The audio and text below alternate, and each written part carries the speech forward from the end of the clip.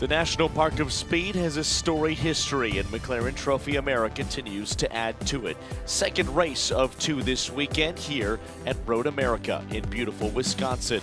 Some clouds, some tricky conditions yesterday, a picturesque day here in the Midwest on Sunday. For McLaren's Spec Racing Championship, a chance to showcase the package that is the Artura Trophy Evo. And for this dazzling field of 18 competitors, 19 this weekend here, I'm Jonathan Grace. My partner this weekend will be Tom Baker from McLaren. Track temperature has risen this morning to 80.5 degrees Fahrenheit. Still fairly ideal. 75% humidity, just some rippling wind over the Kettle Moraine. It is a beautiful weekend for racing, and it was a beautiful start to the weekend for Sam Nesser and James Lee, who took overall and Pro Class victory yesterday in their RWE Motorsport Lightning McLaren. 3 classes of racing, Tom, and yesterday's action proved incredibly exciting right from start to finish. We saw slippery conditions, we saw excellent racing.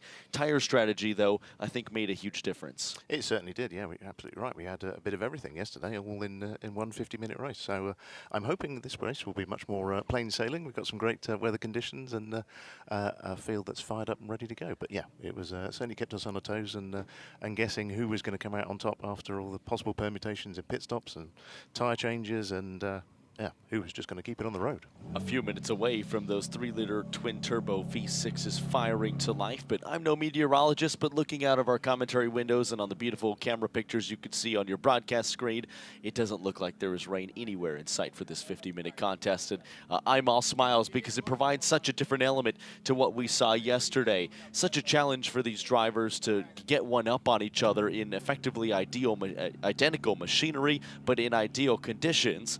I think this will be a unique challenge. Challenging as well is the racing venue of choice for this weekend. 14 grueling turns, 4.048 miles, and a lot of circuit variety as well. You spend almost 70% of your time here around Road America at full chat with the full throttle. You can use the push to pass, obviously, within that with a certain allocation. Since 1955, this has been one of the United States' premier racing venues, and it throws a lot at you, including over 170 feet of elevation change, and we saw that play a factor as well yesterday. Absolutely, yeah. It was all over the place, wasn't it, with people taking advantage of every stretch of road they could.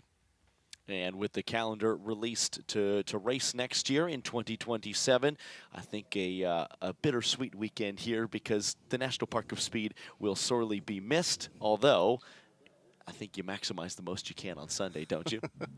This is very true. I mean, we love coming here. It's such a beautiful place, and the weather usually plays ball. Yeah, it's a great track. All the drivers really enjoy it, and it certainly sets us up for a fantastic race today. Certainly does. A fantastic schedule next year includes Barber Motorsport Park, Miami, Watkins Glen International, Virginia International Raceway, and the Circuit of the Americas.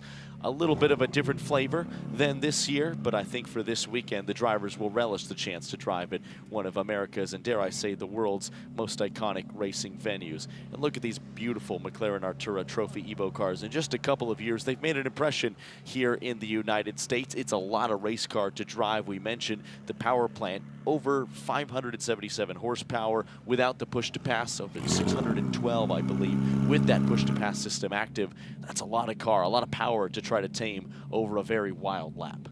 It is, but we've spent a lot of time developing the car and making it as driver-friendly as we can. You know, we need to be mindful that we have different classes of driver between the professional driver and the AM driver who needs to have a car they can feel confident in.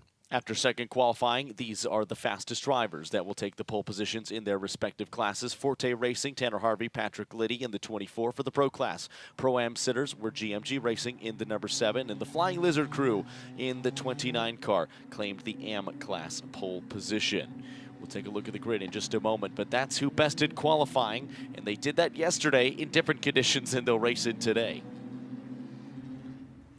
So let's take a look at this beautiful grid of 19 McLaren Trophy Evos. Michael O'Brien starts on the overall pole position. He's got Patrick Liddy for company on row 1.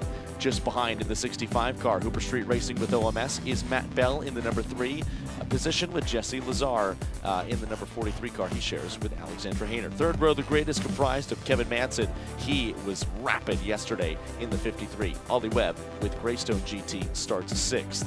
Brian Herta Autosports, a great qualifying effort mid-pack, a 7th place starting position for Bryson Morris. It's James Lee, yesterday's co-winner, who starts in 8th. Look for him to carve through the field.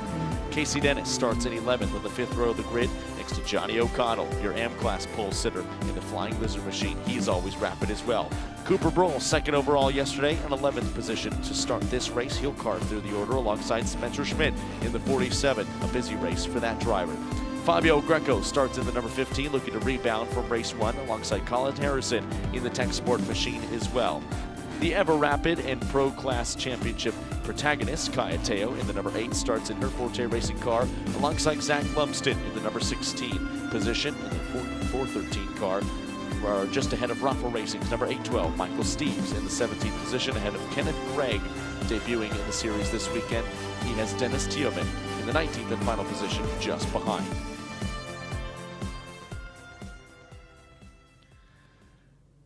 As the field continues to traverse this race, there is the beautiful blue car of Tanner Harvey and Patrick Liddy. Amanda Busick has caught up with Tanner. And we were reflecting a little bit on race number 1 here. How can you treat today as a little bit of a reset, Tanner? Well, I think you never really know what's going to happen with racing. Yesterday we thought we were going to do a lot better than we did. So I think today we got a sunny day, a beautiful day, and I think we are going to kill it. So that's the goal. Patrick's going to drive great. Yeah. From the weekend here so far, and even yesterday, what have you learned about this track that you'll apply today? This track's not very forgiving. So you got to drive perfect, but on the edge, because if you make any mistakes, there's going to be a concrete wall waiting to kiss you. Yeah. Good luck today. Thank you so much. Prior to this season, 3 starts in McLaren Trophy America for Tanner Harvey. His debut was right here at Road America. He and Patrick won in their class, so that bodes well as well. Pack beginning to make their way into Canada corner, and they will stack up 2 by 2, where Michael O'Brien and Patrick Liddy will effectively take control of the field when the McLaren safety car peels in. One of the most crucial corners on this racetrack. That beautiful 750S starts to accelerate away, and now we get ready to go racing. 50 minutes. Tom will see a pit stop in the middle of this race. We'll talk about that more in just a few minutes' time because that will play into strategy. We don't anticipate anybody to change tires based on weather conditions. They will keep the Pirellis that they start the race on to end the race, which means you have to budget tire life, you have to budget fuel, you have to budget your push-to-pass system. And how effective is that throttle pedal for Michael O'Brien, your Pro-Am and overall pole sitter, with the ever-rapid Patrick Liddy just beside him. You climb that massive hill from turn 14 onto the start-finish straight.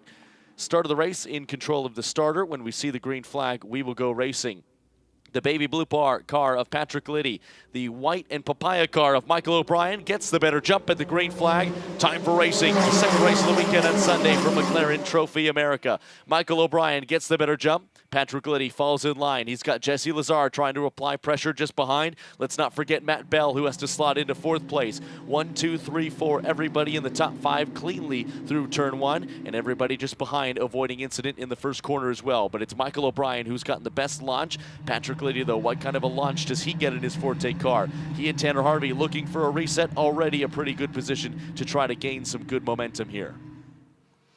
The Brian Herta car in number 7, position 7, is looking to make a move, although that's coming under attack now from James Lee in the race-winning car from yesterday. Yes, it is. Plenty of pace early on the flashers. That means the push-to-pass system is active, improving the horsepower number, improving the pull that those McLarens have down the straightaway. This could be a problem area on the racetrack. Not so for the field of 19, who navigate it nicely. Further back, Dennis Teoman making up a position. There's Cooper Broll fighting, hanging, trying to hang it around the outside. Johnny O'Connell to his inside. Ever a veteran in Johnny O. That's someone who's been side to side in Canada corner and in turn 5 before. We head now towards the Motul Bridge after the hurry downs towards one of my favorite corners on this racetrack, the Carousel. First time we're seeing it in anger today. Surprising amount of elevation change down the hill. Look at James Lee trying to set this one up as well. Not quite enough room to try to make a move into the kink, but you can certainly use the kink coming up next as an opportunity to set something up down into Canada corner.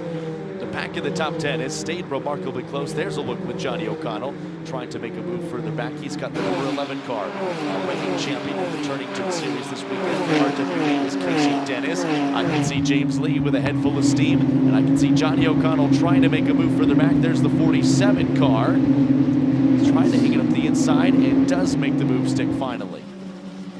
Spencer Schmidt in the 47. They were race winners yesterday. I'm very happy about it. Absolutely had to do a lot of carving and slicing and dicing through the field to get to that position, but already well on their way now. See the tech sport car of Colin Harrison as well, falling in line. Good clean first lap as well. We saw a spinner yesterday. It can be oh so tight in some of these heavy braking zones, but everybody behaving on the opening 4 mile and some changed revolution of Road America. There's Brian Harder, Autosports, and James Lee doing battle way further back. Bryson Morris bobbing to the inside, fading back to the racing line. No contact made, but a little bit wide from the BHA driver as he navigates. What kind of a run does James Lee have down the hill? Has to settle for the outside line. I think just started to touch the grass a little bit and now tries for the switchback, Tom. Yeah, he's trying every which way, and at least today he's got a few more options in racing line compared to how we started yesterday's race, where there was just the one dry line in the wet. But James is all over them, up the inside now. Can he make that stick? And then to 5. Inside line becomes the outside line for James Lee on the rear quarter panel. Wiggles under braking, tries to switch back yet again. It's a quick little squirt of the throttle up the hill. Pops out of line, pops right back in line. You don't want to ruin your momentum through this middle sector of the racetrack. Bryson Morris was really rapid yesterday, although BHA trying to have a little bit of a rebound from their overall result. James Lee, though, still really hot on his heels and thought about a move down the hurry downs, thought better of it at the end of the day. Yeah, James is clearly getting a bit frustrated. I think he's seeing the guys in front moving away, and with such a quick car, they're looking to capitalise on scoring some big points this weekend to put them back into contention with the championship. Hadley and Morris were 4th in class, 12th on the road yesterday. Already an improvement, 3rd in class and 7th on the road now, but with yesterday's race winners looming large in your wing mirrors, that's quite a challenge as well. Top pack has settled out a little bit, but none more than a second and some change. O'Brien still leads Patrick Lee by 1.2 seconds. Less than a second back is Lazar, Bell, Ollie Webb, Kevin Madsen, Bryson Morris, and James Lee. Look at the 29 car. Twitch under braking. That's Johnny O'Connell just ahead of Cooper Broll. Johnny O starting to come in. Just a little bit of pressure. This is the battle for the AM class lead. Broll way wide out of 13, setting up the entrance to 14. Trying to get that super important launch up the hill in 14. It's a hill that just never seems to end, and then finally you start to see daylight as you crest the Mission Bridge. Cooper Broll on that push-to-pass system. It's a great utility while you have it, but you only have so much of it, Tom. Exactly. There's limited to 300 seconds, which is lasts you the entire race, so you really do have to use it in the right places. At least Cooper, as a single entry, has the benefit of knowing exactly how much he's used and how much is left for the rest of the race, whereas some of the two-driver pairings, you're not going to know if you're the second driver how much you've got to play with. Into turn 1, James Lee has now put Bryson Morris in the middle of an RWE sandwich, albeit with a couple different class cars, but that was a pass for position from James Lee on the Brian Herta Autosports driver, and now his RWE stablemate is trying to go with him. His co-champion from last year, Johnny O'Connell. Yes, you can use the push-to-pass to attack. You can also use it to defend. Speaking of defending, there's Morris fading to the middle of the racetrack, now fading back towards corner exit. Battles everywhere you look in this field, and the battle for the AM class lead continues to rage on. It's Johnny O with the better of Cooper Broll on this time of asking, but Cooper appears to be the faster of the two drivers, at least at this stage of the race. Yeah, he's right up his tail on his tail, so we wait and see if he can find some space to make the move. But how cool is this for Cooper? You know, he's only just started racing a couple of years back, and he's fighting with Johnny O'Connell, who's a legend. I'd be shaking in my racing boots if I was fighting with Johnny O'Connell and anywhere near the veteran in terms of pace. Johnny, age is just a number. He is rapid at just about anything you put him in, including this McLaren Trophy Evo, and continues to be one of the most active guys on the grid. Certainly faster than me, I can tell you that. But Cooper Broll might have one up on the wily veteran. We go down towards Kettle Bottoms. Take a look at who has moved and shaped in the field. Deniz Teoman, the biggest mover, 3 positions to the good, up into 16th. Leaders have stayed stagnant, so too have this battle here, although I suspect Cooper Broll would very much like a change in position as he starts to catch some of the Pro-Am protagonists a little bit further up the road. Yeah, the order's starting to settle down a bit. Mikey O'Brien is just starting to build a little bit of a lead. He's got a 1.6 second gap at the moment, having set the fastest lap of the race last lap. So he's got Patrick Liddy behind him, who is setting fast sectors as well. So they're just trying to break away a little bit. Yeah, the top two trading quick times. Cooper Broll, though, 7/10 of a second faster on that last racing lap than Johnny O'Connell. There's Bryson Morris under pressure. Casey Deniz trying to hang it around the outside. You can do it, but you've got to be brave because the racetrack closes up on you. Cooper Broll with a good run as well. Here's Deniz, tucks back in line underneath the Brian Herta Autosports car, and now has to settle for a good run down under the Sargento Bridge. A lot of real estate in front of you in the kind of non-turn turn 4 before you hit the brakes in turn 5. That's certainly a place where you can start to make a move. In defense, Johnny O'Connell and Bryson both on the push to pass, trying to stretch a little bit of an advantage to the faster cars just behind. Everybody holding station for now. Makes the left-hander in turn 5. The little shot up the hill towards turn 6. Now we start to get into a very technical, very patience-esque part of this racetrack. A lot of long corners, including the carousel, coming up in just a few corners' time. Here's Morris going a little bit wide. Casey Deniz a little bit more controlled racing line. Really, really difficult to make a move in here. The battle for first in the AM class, you can see it displayed on the first trio of racing laps. Cooper Broll on average the faster of the two drivers, but Johnny O'Connell, he's had a quick driver in his wing mirrors once or twice before. This is not the first time he's been in this position. I feel like he's probably got a few tricks up his sleeve. I don't think he's one to be intimidated, is he? But no. I'm just thinking, with the battle in front of them, raging on with Casey Deniz, trying to hunt down Bryson and get past there, are these two actually closing up a little bit on them as well? Could we have a 4-car battle in a sec? Yeah, we certainly could, and the last thing you want to do is get in the battle for another class's lead. This might be unavoidable just given the pace of the two AM class cars behind. Johnny O'Connell is super, super rapid. 2:12 last time out, a little bit slower than Casey Deniz in front, but that gap on average is closing lap to lap. Just behind as well, Spencer Schmidt appears to be closing as well. Last in Pro-Am, I suspect he won't stay there for long. Jesse Lazar now coming under pressure. Second in Pro-Am, third on the row, behind is Matt Bell.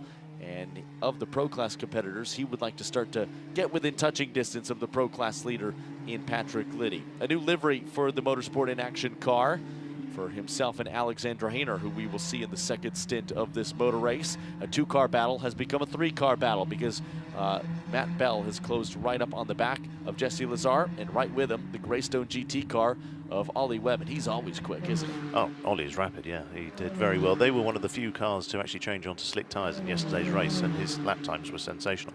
Unfortunately, they got caught out a little bit with the safety car in the pass round, so they weren't lining up where we would expect to see them, but he was certainly not hanging around. Yeah, it was fun to watch while it lasted.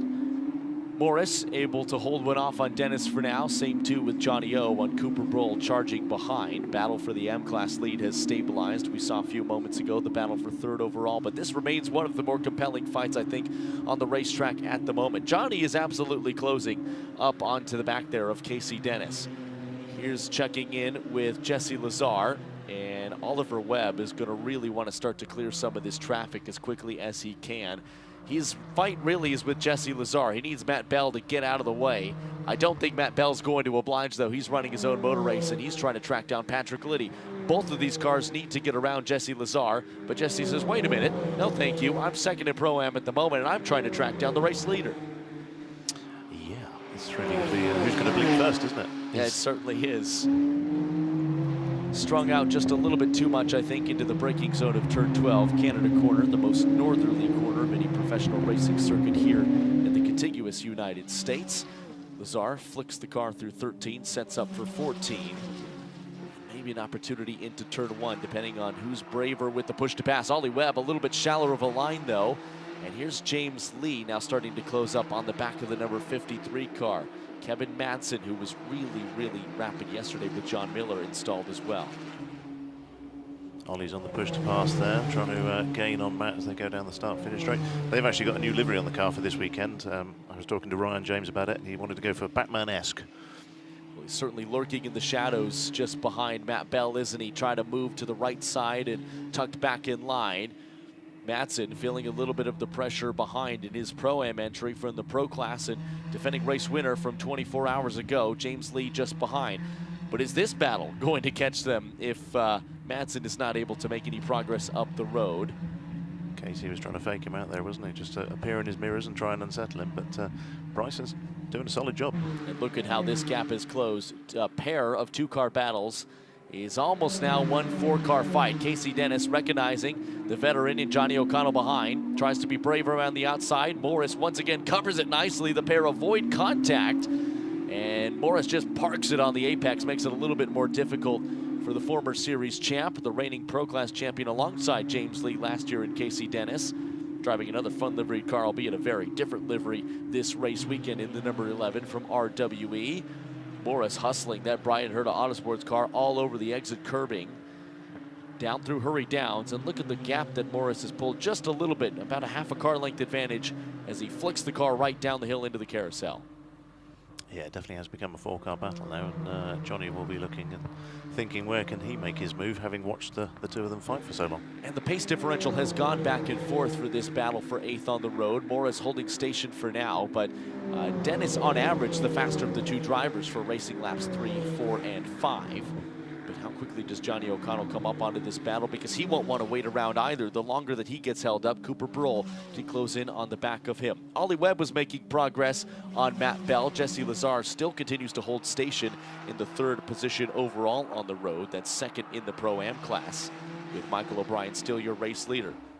And there is a look at your race leader now, with a 3-second gap on Patrick Liddy behind. Patrick, of course, with Tanner Harvey, would love the overall race lead, but I suspect that Patrick is probably trying to save a little bit of Pirelli tire and a little bit of push to pass for his teammate to use in the second half of this race when that pit window opens, because we're really only a couple minutes away from that, aren't we, Tom? We are, yep. It opens at 30 minutes left of the race, between 20 and 30 minutes, so it's a 10-minute window for all the cars to make their stops within. Otherwise, they face the penalties and consequences of not stopping. But just on Michael, I mean, he's been rapid all weekend. He set a superb pace in qualifying yesterday morning and went 4/10 a second faster than anyone else. So I know he was disappointed in yesterday's race again, sort of caught up in all the circumstances of it, but he's certainly looking to make amends in this morning's race. But I'm also mindful that Patrick, whilst he'll want to go for the lead there, they're not in the same class, so he is probably potentially playing the points game. Going for the lead in this battle for 8th right now is Casey Deniz, and if Bryson Morris was worried about 1 car in his mirrors, it very quickly became 2, and Cooper Broll is just hanging back just a little bit to let this trio fight out in front of him. Sometimes that is the best spot to be in. You let those in front of you trip all over themselves fighting for position, slide up the inside when they go off track or make a mistake. Nobody has put a foot wrong so far, although, not for a lack of trying. Casey Deniz has thrown everything at the book at Bryson Morris, and Cooper Broll has tried very, very hard to stay behind Johnny O'Connell, who now would like to make a move on Casey Deniz as it stands. Cooper just waiting in the weeds for something to happen. 2nd in Pro-Am, 2nd in the Am class right now, with Johnny O'Connell still holding lead in Am, but trying to clear some traffic in Casey Deniz in front. Everybody is fighting for overall in relative position on the road, but you really don't want to tangle over a car that is not your class fight. No, exactly. You do. We're at that stage of the season where every finish, every point is going to really matter for the championship, so you don't want to be doing anything silly that's going to compromise your championship standings and permutations. And for a driver like Cooper Broll, he will know how this race car feels in his 2nd stint. But for the trio in front of them, they all have to hand the car over to somebody else once they make their pit stop. And you want to hand that race car over in as best of a position as you can. As we wait for the pit window to open, a couple of laps left for everybody. Bryson Morris, Casey Deniz, and Johnny O'Connell to try to make a little bit of moves so that you don't let your teammate emerge right back into the middle of another fight. Fading to the inside is Morris. Deniz trying on the outside, a little bit better of a run, but has to opt for the switch over. Does Morris cover to the inside? He goes way wide to maximize the exit speed, falls back in line, no change in position. On the brakes for turn 2, dipping the nose into the right-hand side. And Johnny O'Connell looks to have the better run out of 2 and 3. It's beginning to be shades of Enrique Bernaldi and David Coulthard at Monaco back in the day, isn't it? It certainly is. Frustrating in defense for Casey Deniz and Cooper Broll alike, because the drivers in front of them have been just as rapid, matching them blow for blow in terms of pace. Tries on the outside again. Bryson has been so clever just fading to the middle of the racetrack and covering that off. It's just enough racing room, but it's right on the edge. Yeah, he's doing a great job of putting the car exactly where it needs to be and just covering off every move. Bit of smoke up in front there. So, Oh boy, it's James Lee, and that's a big off. That's yesterday's race winner.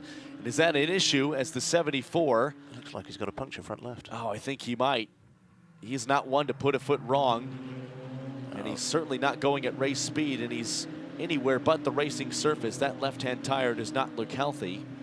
I'm no mechanic, but I can certainly identify the symptoms, and that is James Lee is going very, very slowly, trying to make his way back onto the racetrack without collecting any signage.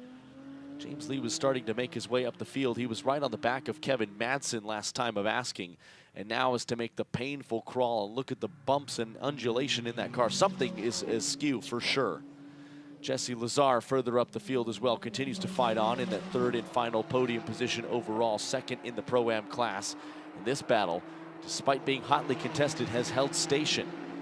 For poor old James Lee, that is a long way back to go to the pits. If that is indeed a puncture, there's a lot of front camber on that car as well. I wonder if he's made contact as well with something else. Either way, something askew, something not quite right with that Lightning McLaren.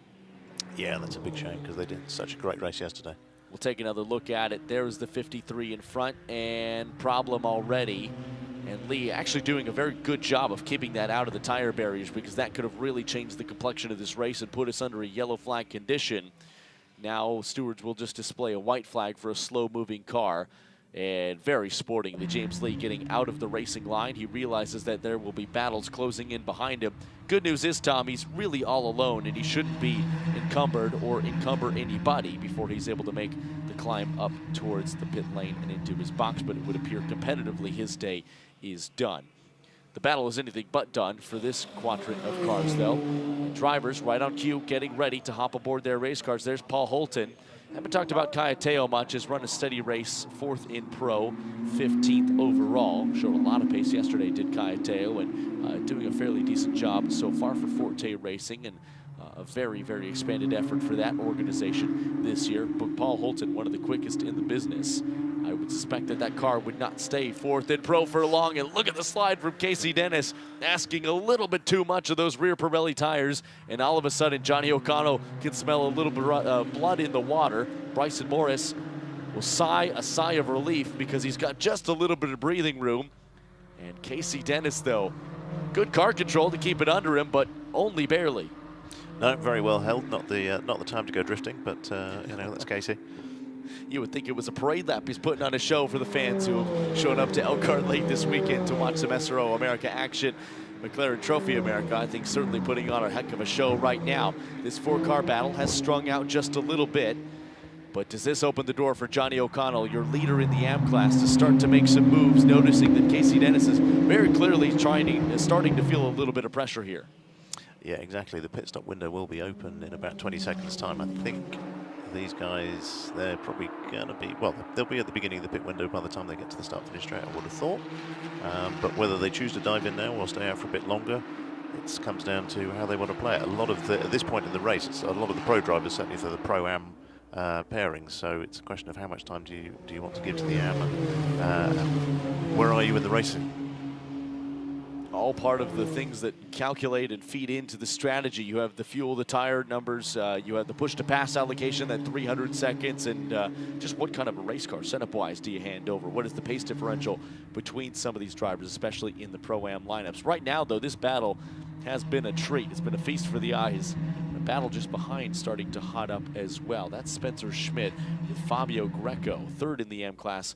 And Kayateo right at the beginning of the pit window, timed that to a T, I would think. She was just far enough behind where she was able to hit pit lane right at the opening of the pit window. Gives Paul Holton maximum time in the race car. I know McLarens are typically papaya, but I'm partial to this chrome green livery. This looks absolutely fantastic. It does look stunning. I must say we've got some superb liveries in this championship. Obviously the Lightning McLaren car is one of the favourites as well. Success penalties, something to be applied as well, but something that just feeds into the artistry that is a pit stop. We're not changing tires, we're not refueling. The Pirellis and the fuel will go the distance, although you can bleed a little bit of pressure out. As heat gets cooked into these P0s, the pressure inside expands, and that can make the tire behave just a little bit differently. But the main complexity of these pit stops is, if you're in a multi-driver lineup, is to make that driver change and to do it all in the proper amount of time.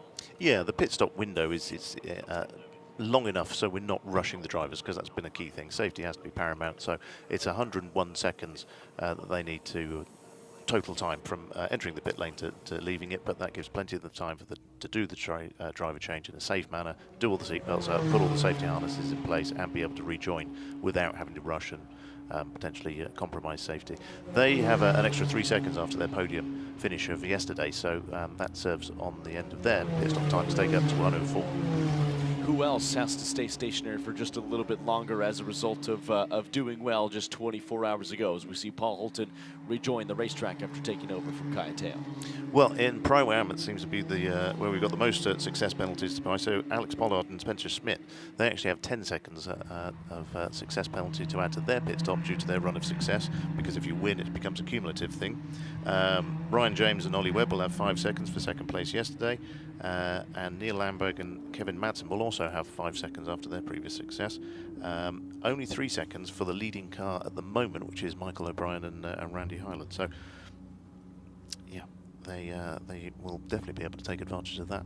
Someone who will not have to make a driver change is Cooper Broll, sitting second in the AM class. He was doing battle with the veteran in Johnny O'Connell, but he will have to stay stationary for 7 additional seconds.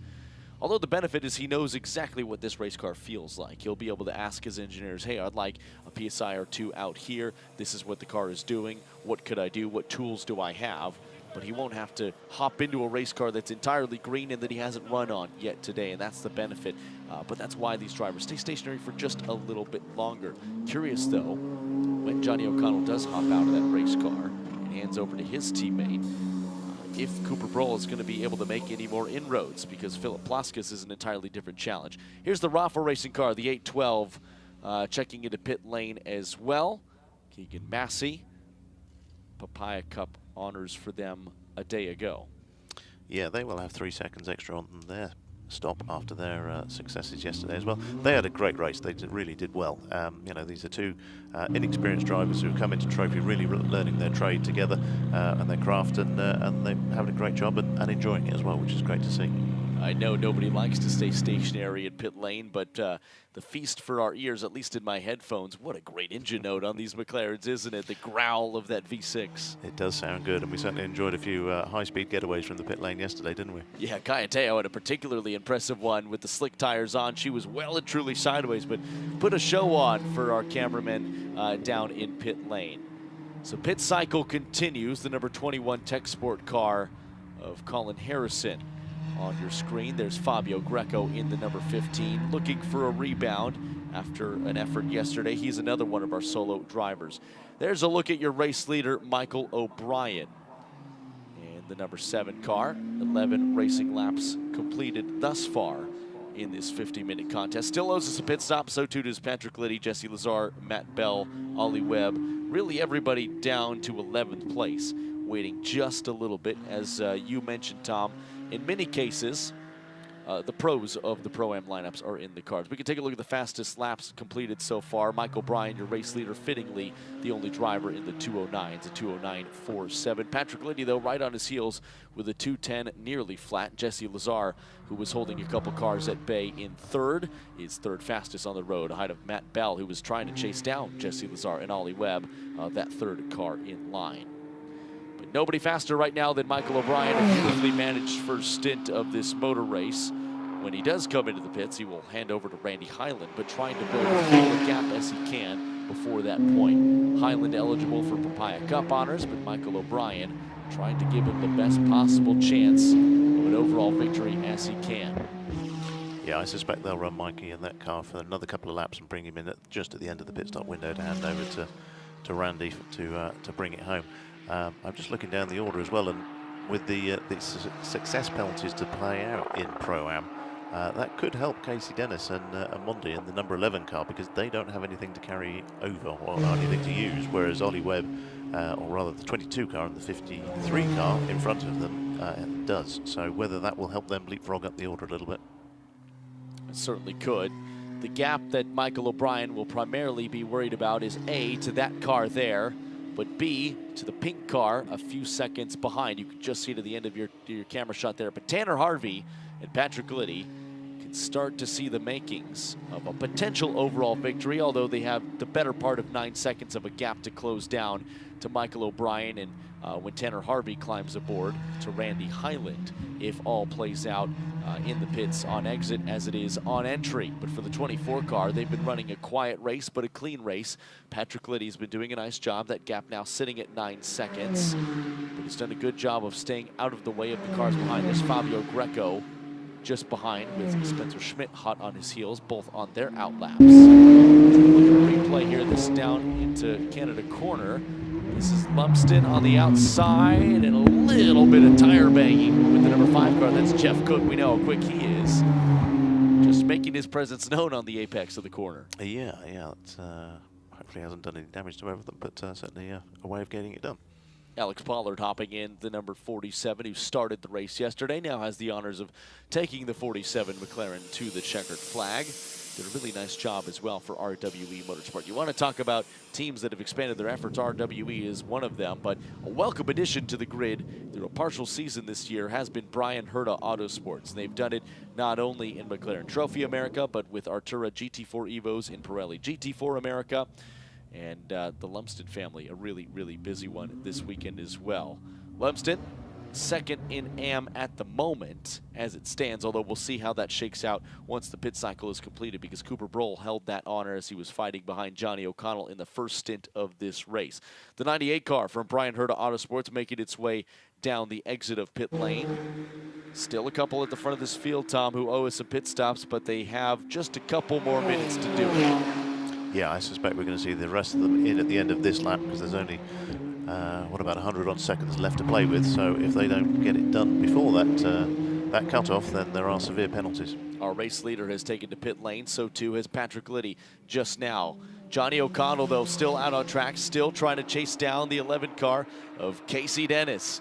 Cooper Broll made his way in and said he'd have enough of that battle, trying to see if the pit sequence can change anything. Johnny O was going to follow the 11 into pit lane, and this battle might resume at pit out. Yeah, there we go. Yeah, look, we've got the top 8 cars now all in the pits. So once they've got this done, a couple of laps, and we'll shake out and see what the new order is looking like. So Michael O'Brien makes his way into the pit box. He will hand that car over to Randy Highland. There's the stars on the helmet of Alexander Hayner, who has really been one of the stars of this championship. No, it's not a full season for Hayner and Lazar, but when they made their appearance at the Miami Autodrome, I think it was a popular one. They were very, very rapid in the competition we saw from them last year. Some class championship success, no less. I think they've been a force to be reckoned with, and I think they've both taken a step forward as it's gone. Couple of pit stops under review, though. We were singing the praises of the 812 Rafa car. That pit stop is under review. So too is the incident we saw on screen a few moments ago between Lumsden and the number 5 car. And for Brian Herta Autosports, that pit stop is under review for the 98. So Johnny O'Connell has done his stint. Will hop out and we'll hand that race car over to his teammate in Philip Plaskas in just a moment. There's your race leading car, the number 7. It does appear that they will emerge from pit lane at the front of this battle. But Alexander Hayner, I think it would appear, at least from the pictures, has gained quite a bit of time to the number 7 of Randy Highland in the pits. Yeah, they had a good stop there. So it'll be, yeah, where they come out is going to be interesting. The Patrick Liddy and Tanner Harvey car was just rejoining as well behind the race leading number 7. So both those cars will have quicker drivers in. No disrespect to Randy, he's coming on leaps and bounds as an AM driver, but you know, Alex Hayner's got a lot of experience under her belt, and you know, Tanner Harvey has done fantastically well in the pro class as well. So it's, we're definitely going to have a battle for the lead in the not too distant future. Alexander Hayner, a heck of a film photographer as well, makes that a huge part of her career, but is rapid when she straps the helmet on. Look at this battle emerging towards pit out. It's going to be the 29 car right in the middle of this battle. Will fall back in line. Fabio Greco swooping to the inside. It was the Tech Sport car, the number 21, with Colin Harrison installed, just a 1/10 of a second behind, sliding the rear end. And closing up on the back of them, Philip Plaskas is going to have Paul Holton for company. Not much time to get those Pirellis back up to temperature when you've got a charging Paul Holton on your heels, and Paul's not wasting any time. Ducks to driver's right under the Sargento Bridge as they make the flick right through turns 3 and 4, down towards the Moraine sweep, and Paul has the position covered. Yeah, this is one of those opportunities that if Philip can hold on to Paul a little bit, he might be able to just sneak through and close up on the cars in front. Speaking of closing, the pit window has done just that. 18 minutes and some change left in this race. We saw some things under investigation. The contact at Canada Corner. Race control has issued a penalty to the number 4 Terthene, the Lumsden-driven car, for incident responsibility. That will be a 5-second post-race penalty. So Zach Lumsden right now sitting 4th in AM. Once everything shakes out and we get a couple laps under our belt after the pit cycle, we'll see how that 5 seconds is applied. But Paul Holton had to get a huge slide on trying to make his way past another competitor into the carousel, and doing just that. That's the number 6 car of Kent Gregg, the Motorsports in Action machine. Another penalty being assessed for a short pit stop, 0.8 of a second shy, converts into an 8.9 second post-race time penalty for a short pit stop for Rafa Racing. Change of the lead. Change of the lead indeed. Patrick Liddy has gotten ahead of Randy Highland up at the front of this field. There's a penalty for Brian Herta Autosports, but Patrick Liddy, your new race leader, and it should be Tanner Harvey installed in that car now. We'll wait for the transponder to tick over. Patrick doing a great job during his stint to maintain the Pro Class lead, and now Tanner Harvey on Randy Highland has the overall lead. But look at Fabio Greco popping all the way almost into pit in, climbing the hill, fighting with the 53 car. That's Neil Langberg now installed, and Fabio Greco now trying to take the lead, and this is for the lead in the AM class. Yeah, Colin's not far behind, so he should make short work of Neil relatively quickly and be able to get back on the tail of Fabio for this, what should be an intriguing battle for the lead of Pro-Am. Colin Harrison now does just that, up the inside of Langberg, who shuts the door. Might be for a different class, doesn't matter. He said track position is track position. If you want to get by me, I'm not going to give it to you. You've got to earn it. There's Kevin Madsen giving some sage advice over the radio. Sure, probably stay on the line, let him overtake you, don't let him pass. So I'm sure he's got his ears full at the moment, does Neil Langberg. Dips the car down into turn 5. There is your overall race leader. It was Patrick Liddy, first in the Pro Class after the pit stop. That car now in the hands of Tanner Harvey for the second half of this contest. We got to hear from him with Amanda Busick early in the race, and look at that, clear real estate all around him. Now 6.7 seconds to the good over Randy Highland behind. So Patrick Liddy and Tanner Harvey, the leaders right now in the Pro Class in the point standings. Kaya Teo had caught up, but Paul Holton sitting 11th on the road, 4th in class, is quite some margin behind. Certainly a lot too far back in my mind to make up that gap in 15 minutes. This is going to be a really healthy point swing, making up from a lackluster result yesterday, despite a lack of no lack of trying and no lack of pace in race 1. But heading into Barber, I think this will certainly help the points effort. Certainly will. We're going to Indy next, but... Oh, that's right. We are indeed going to the Indianapolis Motor Speedway. My apologies. But that's a place where Tanner Harvey and Patrick Liddy found a great deal of success last year, didn't they? They did. They did very well. But talking of the championship, you know, it's the gaps at the top are minuscule at the moment. So it's really going to shake things up, I think. Speaking of shaking up, a shaking up of position, we were singing the praises of Alexander Hayner, and this is exactly why. Nice clean move up the inside and cuts off the cutback effort. Wow, she's at it, playing offense and defense against Randy Highland. She puts herself and Jessie Lazar into the Pro-Am class lead. And look at that on the push to pass. She wants to build as much of a gap as possible. You think she's got her sights set on Patrick Liddy? I think she just might. Well, she is a racing driver, so go at it. It's a long gap, and Patrick Liddy is having that gap expand, or Tanner Harvey now installed in that 24 car. 10.4 seconds is the gap that Tanner Harvey has built over Alexandra Hayner and the rest of the cars behind. Zach Lumsden was in the wars at Canada Corner, has a post-race time penalty to contend with, and now has a couple other competitors to contend with. Alex Pollard in the 47 among them, making the move on the 47. Up the inside, but Pollard with a nice run out of the corner under the Sargento Bridge. This is a 5-car fight as we hit the Moraine sweep.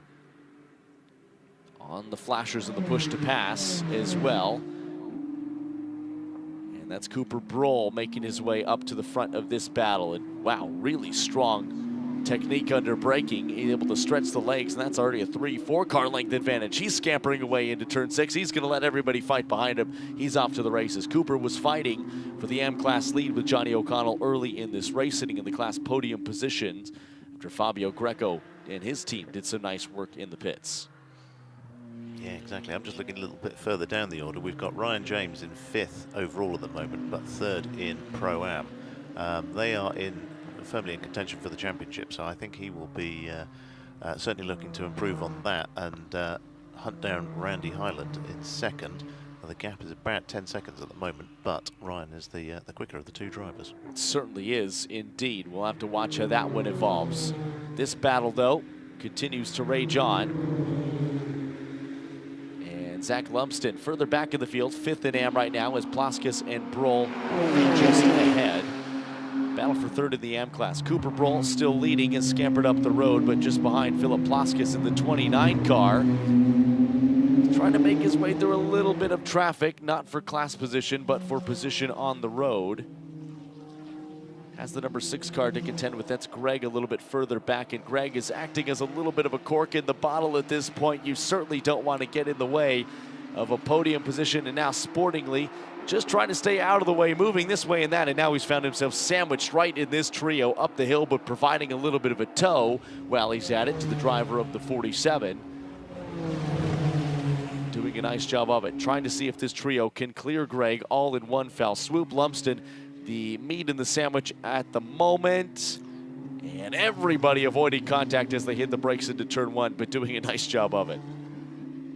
Alex Pollard was nearly in the back of Zach Lumsden there. He's the driver of the 47, but everybody has cleared the 6 car and now can resume this fight for 3rd.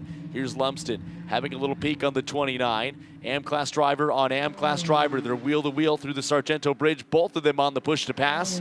Maximum horsepower output out of the back end of that McLaren Artura Trophy Evo. 11.5 minutes to go. Lumsden has the position made, but everybody's still making moves further back. And there's Alex Pollard trying to get in the middle of this battle as well. The 29 car, and Plaskus will say, "Get the heck out of my way, I'm not fighting with you," but Pollard having something to say about it. He wants to march up the order himself as well, class position or not.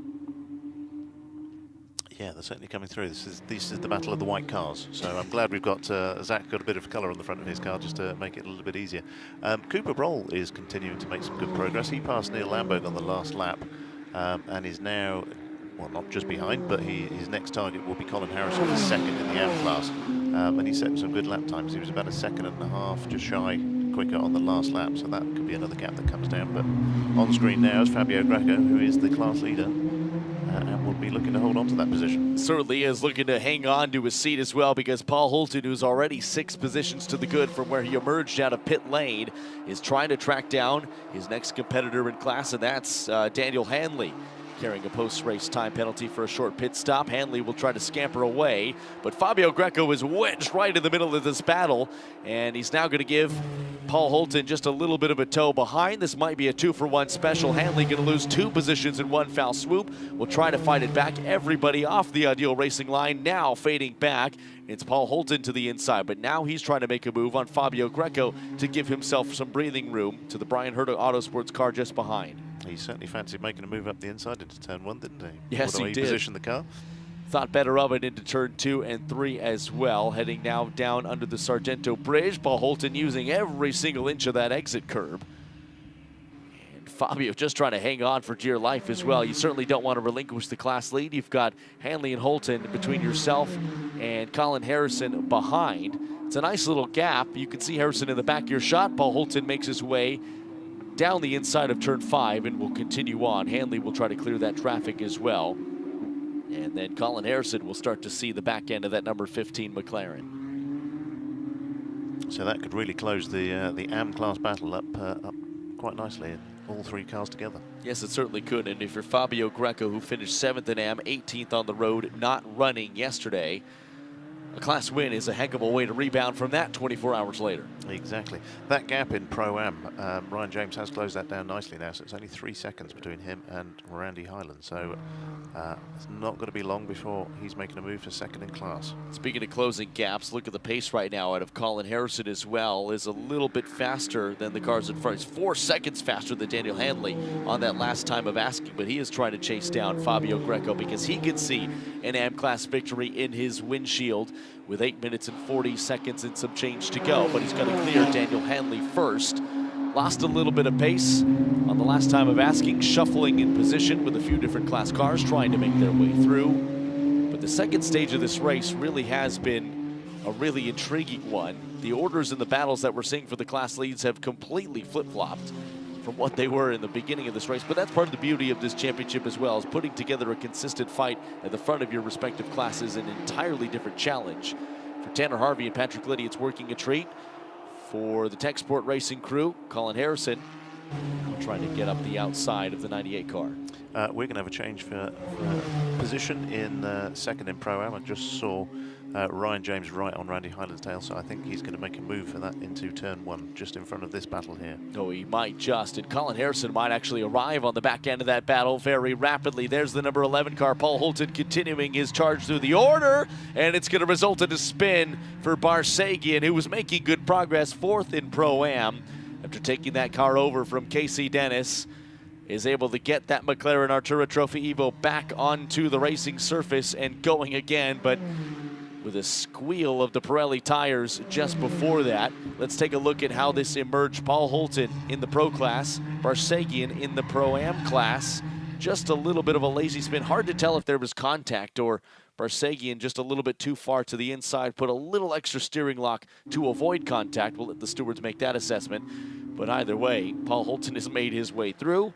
Whether he saw the spin in his rear view mirrors or not, he's worried about this battle though right now. Paul Holton, undeniable pace, charging his way up the order. Was 16th or 17th on the road, now 6th, 3rd in Pro. And trying to clear the Greystone GT car just in front, and he is bullying it through the carousel around the outside. That's not typically a spot where you see a move made, Tom, and he's still hanging it around. He might try to sneak one up the inside towards the kink. This is a brave, brave move from Paul Holton. Gets the nose set, a little dab on the brakes to set the front of the race car, and he's going to try to get 2 cars in as many corners, kicking up some Wisconsin clay. Down the run into Canada corner, Fabio Greco with a head full of steam behind, but it doesn't matter because Paul Holton, by the end of the straightaway, will have cleared 2 cars after a brave move in the carousel and an even braver one in the kink. Well played. Well played indeed, but this battle is not resumed as well. If you're Greystone GT, your rear view mirrors have been absolutely full. Right now, they're full of the papaya car of Fabio Greco, and now more like your windshield because he swooped bravely around the inside.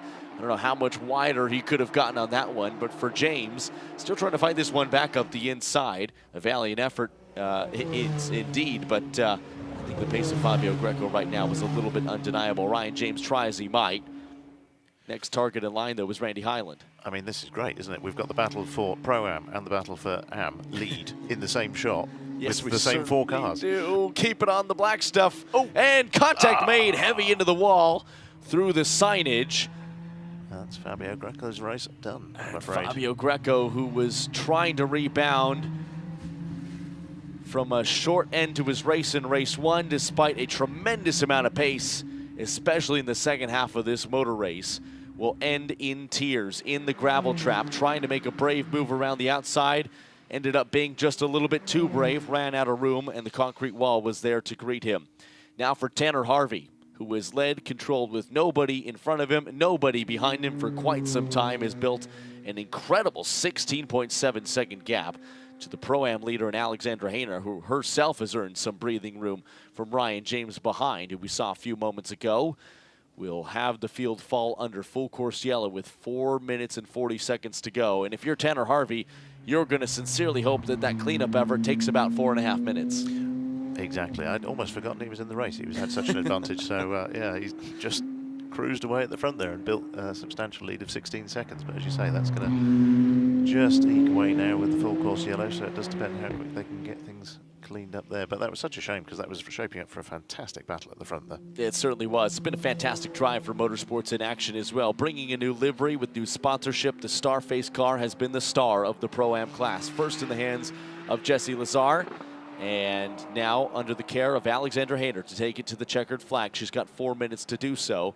And look at her close up right onto the rear end of Tanner Harvey, just letting him know he's there. If we do go racing, an overall win might be in the cards for Alexandra Hayner and Jesse Lazar. Colin Harrison can wipe a little bit of sweat off the brow if he can reach that far under the crash helmet, because his main rival, the man he was chasing, Fabio Greco, is the reason this field has fallen under yellow.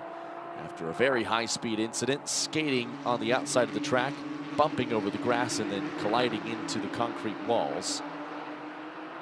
Race control saying this is the final racing lap. So white flag displayed ever so slightly prematurely. And there it is now in the starter stand. White flag waved with conviction to let everybody in this field of 19 know that this race will come to an early end. So for Tanner Harvey and Patrick Liddy, what a way to rebound from 24 hours. What a difference a day makes. For the two gentlemen at the head of the pro class for Motorsports in Action as well. Had the race gotten going, we might have seen a really compelling race against a couple of different class cars for the overall win. But a win is a win, and it will be a win for Alexandra Hayner and Jesse Lazar once we complete the final revolution. Heading down now the Moraine sweep, down towards turn 5. Oh, Tom, you and I can finally catch our breath. There was action just about right from the drop of the green flag everywhere you looked. It was a fantastic race. It's a bit of a shame to be denied those last couple of laps and to see how far Paul could go, but must say very well done to Robbie Stockard and Rob Bell. They'll finish second in the pro class, and a bit of vindication for their unfortunate result yesterday. Indeed, what a difference 24 hours makes indeed. And for Paul Holton charging up through the field, he did enough of it in time to earn himself and Kayateo some podium hardware. That has some championships implications as well. Kayateo, the sole driver in that lineup in the pro class points fight, chasing Tanner Harvey and Patrick Liddy. And now you can see them in first and fourth respectively in your screen. But heading into the final couple of rounds at the Indianapolis Motor Speedway, it's not decided just yet, is it? Absolutely not. As I say, coming into this race, the points difference was like 1 point between most of the drivers in the top of the pro class, and we will have 3 races at Indianapolis, because we'll have the carryover race from Miami, where unfortunately we were a bit of a run just due to weather. So it's going to be a very busy few days at Indianapolis, where everything will be decided. Yeah, it certainly was. Looking at the championship points heading into this round, Spencer Schmidt had extended his points lead to just a measly 3 over Ryan James and Ollie Webb. And with a really favorable outcome for them, that might just swing the other way if you take yesterday into consideration as well. Really strong effort for the Greystone GT crew, a second place in Pro-Am. That's a nice haul of points relative to their rivals in the 47, who finished 5th in Class 12th on the road. And there is the stricken car of Fabio Greco, and boy, what a finish that could have been for Fabio Greco, who had so much pace in that number 15 McLaren. Final couple of corners now, they'll be done at Harbor speed, but for Tanner Harvey and Patrick Liddy, it won't matter. They'll be grinning ear to ear. Star of the Pro-Am class with the Starface livery is Alexandra Hayner. A sterling drive from her in her second stint, set up nicely by some great work from her teammate in Jesse Lazar. If you're going to return to the grid, returning in winning ways is a heck of a way to do it. And for the AM class, Colin Harrison in his Tech Sport car will inherit the lead of the AM category after Fabio Greco caused the yellow flag. Here's a replay of just what happened. Here's the move from Fabio, way wide, and then the racetrack comes up on you quickly. A little bit of contact with the number 7 car. That was in the hands of Michael O'Brien, the once leader of this race here in the second stint. Fabio Greco trying to make his way through traffic and extend that advantage over Colin Harrison, will not go. So as they ascend the hill one final time behind the McLaren 750S safety car, Tanner Harvey and Patrick Liddy, after 2 great stints from 2 talented drivers, your pro class points leaders win again, and they win in race 2 in Road America. A massive rebound after race 1, and they'll celebrate with their Forte crew on the pit wall. Celebrations as well for Motorsports in Action, Alexandra Hayner and Jesse Lazar, triumphant in the Pro-Am class in what could have been a fight for the overall lead, but 2 sterling stints turned in to a first-place result. In the Am class, Colin Harrison victorious after Fabio Greco caused the yellow flag, but it was pace for the 21 car all the day long. Cooper Broll was fighting early on with Johnny O. He takes home a second-place result as well. For Patrick Liddy and Tanner Harvey, a perfect way to end the day on Sunday in what was a pretty ideal day for racing, it has to be said, Tom.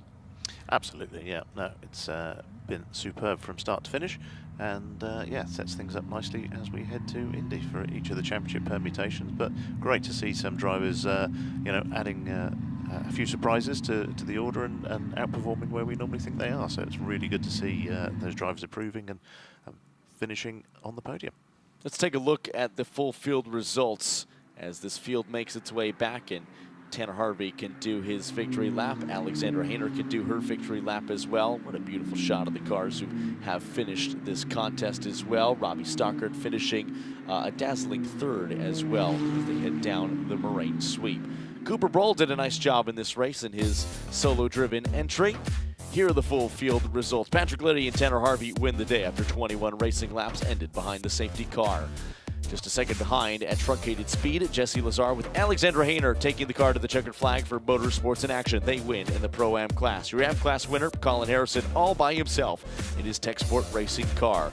Michael O'Brien, your once race leader, handed over to Randy Highland. They take home a 6th place result on the road, but still a class podium. Ollie Webb and Ryan James, both rapid, both involved in multiple battles throughout this 50-minute contest that was cut just a little bit short by an accident for Fabio Greco. Tip of the cap as well for Cooper Broll for Forte Racing, a top 10 finish and a second place finish in the Am class. Johnny O'Connell, who led the Am class in the first stint, had Philip Plaskas take the car home for a 3rd place result for Flying Lizard Motorsports. How about it, though, for Alexandra Hayner and Jesse Lazar returning to the grid for the first time since Miami, and they did a heck of a job with it. Exactly. Great to have them back, and I'm sure they will be looking for more of the same in Indianapolis. I'm going to leave it to it and head to the podium. Dazzling day of effort. And let's take a look at how race 2 of the weekend here at the National Park of Speed panned out. It was a front row start for your eventual race winners, but it was Michael O'Brien who was undeniable in the first stint, leading the field to green. A first clean couple of laps, albeit flirting with the exit curves. Battling all the way back in the field, James Lee, an early end to his race, but he was battling with Brian Herta Autosports early on. Johnny O'Connell led the way in the Am class, and then disaster for yesterday's race winner, James Lee, bringing out an early end, but keeping the field green. Pit stop sequence underway. O'Brien handed off to his teammate in Randy Highland. Tanner Harvey would take over from Patrick Liddy after a fantastic early stint. Alexandra Hayner would take over from her teammate and Jesse Lazar. First time that duo was back since the Miami Autodrome. Paul Holton, what could have been a charge through the field, sent the number 11 into a lazy spin. We would stay green. Paul Holton would finish with a 3rd place result. Fabio Greco, your once leader in the Am class, colliding hard with the outside wall. The race would end under caution, but not before Tanner Harvey and Patrick Liddy would win. A fantastic day for that baby blue Forte Racing car, leading home a wonderful finish for your Pro Class points leaders, Alexandra Hayner and Jesse Lazar. You'd never know they were out of the race car for the first time in a couple months. Came back in, provided plenty of action for the Motorsport in Action crew as they make their way behind the tire wall into victory lane in what was a packed weekend of racing for everybody under the SRO America stable. We heard it from Amanda Busick and Tanner Harvey when they spoke pre-race, but Tanner Harvey was adamant about the fact that he and Patrick Liddy needed to turn things around from one day ago. Well, an overall win and a class win, as the two sitting as the favorites in the Pro Class points. That's a heck of a way to do it. Tanner Harvey claps the bright red racing gloves. We await the arrival of his teammate Patrick Liddy to congratulate him. I'm sure he said some very positive words of affirmation in the racing radio. Just behind, you can see that pink Starface liveried car of Alexandra Hayner. Really, really sterling drive from her. Tanner Harvey has really impressed me in the last couple of races. What an action-packed day it was. He'll get to wear the victor's cap, not only in the Pro Class, but also overall. Amanda Busick is in victory lane with our winner. Tanner, this is exactly what you wanted. How did you get it done? You know, Patrick drove extremely fast, and I was able to get in the car drive clean, drive fast, and bring it to the finish line. So the whole team, Forte Racing, we all work together to get that win. So. That's exactly what the team wanted today. It is it for us here at Road America. On to the next for McLaren Trophy.